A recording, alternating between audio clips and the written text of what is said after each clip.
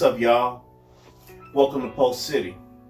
I'm Malcolm X, and in the city, all Black lives matter. Our topic for today is protecting our black boys.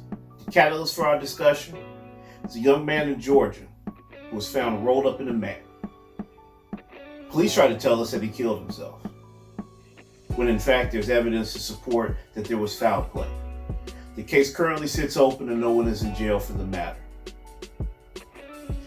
To kind of bring the topic all the way in, let's kick it to my girl Nina. Come on in and give us some of that real talk.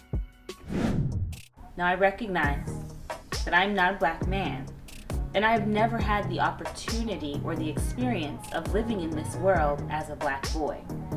So I ask for your indulgence as I present to you my humble observations of things that I've noticed affect our ability to protect our black boys, and things that lead to our black boys becoming the black men that we would rather they do not become. Has it been noticed by anyone else that it seems that we and outsiders of our race only allow our black boys to express anger and pride as emotions?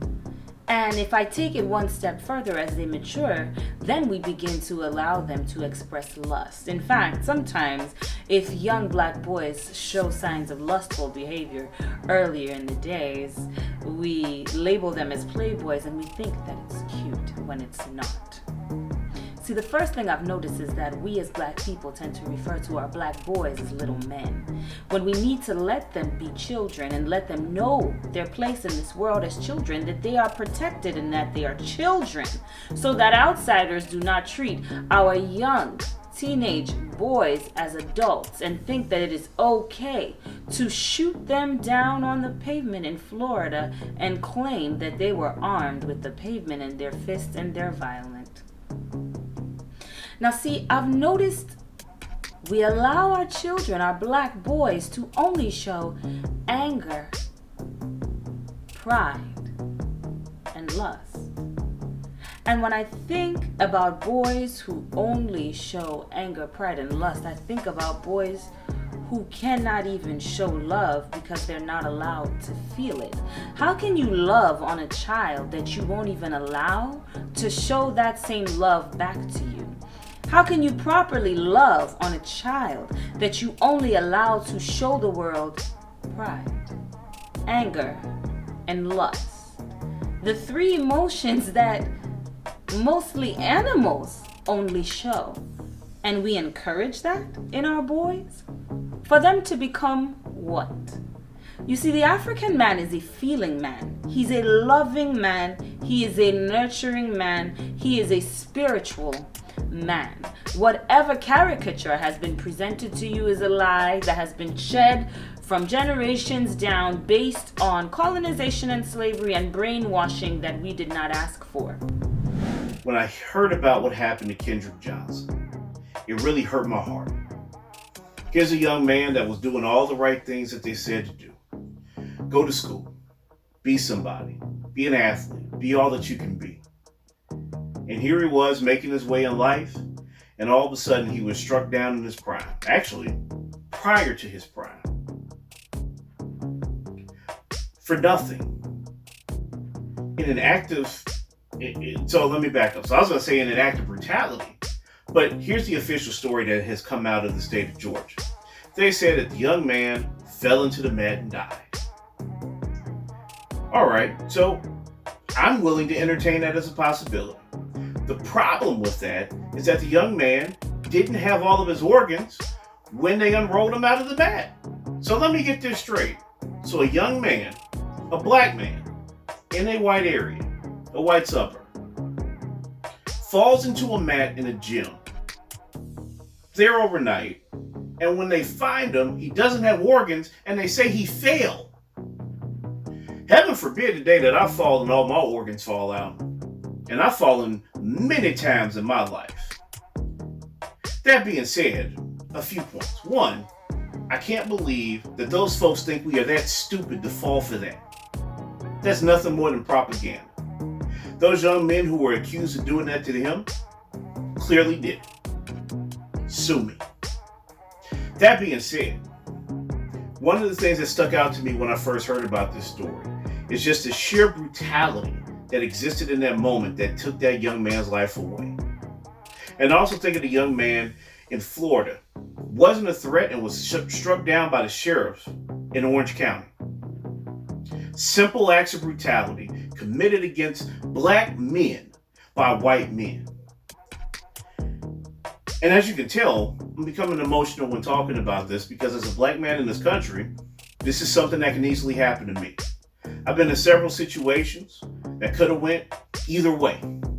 I remember I went to go visit some friends in northern Iowa. And we went to go party, and there were some drunk young white men who were there looking for trouble. All of a sudden, one of my friends is getting approached by a 6'6", 350-pound, cone-fed white boy out of the farms of Iowa.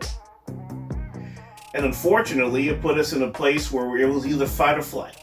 The police were called, police are coming, people are circling around. You hear racial epithets being thrown around. And what do? The African man, the black man, is a dedicated man, a loving man, and a deeply feeling man. In fact, in certain African cultures, the man dances better, harder, faster than the women. There are tribes where people gather to watch the men dance before they even gather to watch the women. And yet now it has become something almost to be ridiculed for a man of black complexion to be seen dancing his heart out. Why would you let them steal that from you? And why would we continue to steal that from our boys? And then when I think about pride, what good has come from pride or ego? Now, think with me back to almost every single mistake that you've made, almost every single wrong move that you made, and try to see if you can find a connection to your bad decision and pride or ego. And think about how only showing pride or ego can lead to that being your base emotion, the one you lean on the most. And I say that to take you into anger because you see, there's a little something that I like to say. And I shared with my little one at home and with anybody who cares to listen. You see, Nina Kaman believes that anger is not a primary emotion. Just think about it for a second. If somebody walked up to me as a black woman and called me the N-word, I would get mad. But you see, I skipped the steps where I was offended, where I was hurt, where I was insulted. And then my ego kicked in and thought, how dare you? And then I got mad. And I like to approach anger this way because when you identify anger as a fever and not necessarily the core emotion that we have taught ourselves to believe that it is, then you are able to identify and unpack what that underlying emotion is that hurt.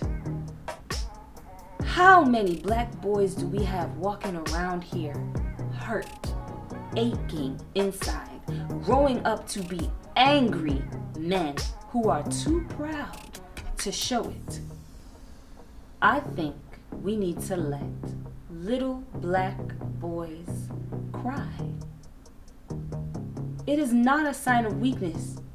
It is a human reaction to sadness. And sometimes it is a human reaction to happiness. Let our little boys cry. We are not directly or inherently responsible for acts of brutality committed against us. We do need to be cognizant of the environments and the situations that we do put ourselves in. And that's not to say that Kendrick is to blame for his death, not at all. That being said, as we continue down this path of, as we continue down the road that, where we are essentially fighting for our freedom and fighting for our lives, there are going to be more of these acts of brutality that are committed against us by angry white folks who want their country back. So that being said, there's going to be more news of this stuff happening. So a couple of things that I do and that I recommend that some of us do as well is that at a certain point you got to turn it off. You got to turn that shit off. Blurt that out, somebody. And the reason for that is because your peace and your joy are within you. And the more that stuff that you take in, the more that you blot out your own peace and joy. Why are we consuming the brutality against us? Why would we consume that and feel that we can still function every day? When the Breonna Taylor charges came out, my heart hurt for a good day and a half after that. I was useless at work. Don't show that to my boss. That being said, we do have to do things. We do have to just kind of turn the stuff off, not pay attention to it as much. And the reason for that, like I said, is to protect your peace and to protect your joy, because that stuff runs counter to your peace and joy. So that being said, be good to yourself and be good to others. Because even though there are people that are just looking for nothing more than to commit acts of violence against us, we must continue to rise above. We must continue to be our ancestors' wildest dreams. Let us let our little boys let their feelings out. That is how we can protect our black boys. This is Nina Kamar with the word. And until next time, stay black. Thank you for coming to Pulse City. Like, share, and subscribe if you like what you see. Follow us on Instagram and all of the social media platforms. We'll be back in a week talking about topics that impact Black lives, not just here in America, but all around the world. I'm Malcolm X. Peace out.